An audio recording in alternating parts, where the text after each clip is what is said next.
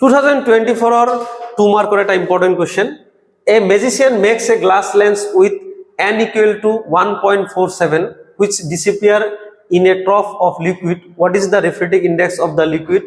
Could the liquid be water? At a refractive at a glass আছে যার refractive index হল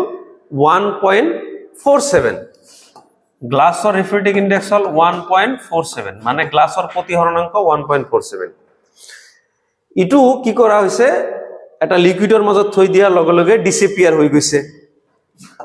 এতিয়া হুদিছে যেটো লিকুইডৰ মাজত থৈ দিয়া হৈছে সেই লিকুইডটোৰ refractive index প্ৰতিহৰণাঙ্ক কিমান হ'ব হেতুৰ প্রতিহরণাঙ্ক সেমে হ'ব ঠিক আছে 1.47 এ হ'ব তাৰ পিছত নেক্সট কোশ্চেন কি could the liquid be water এটু ওয়াটার হবনে পানি হব পারে নে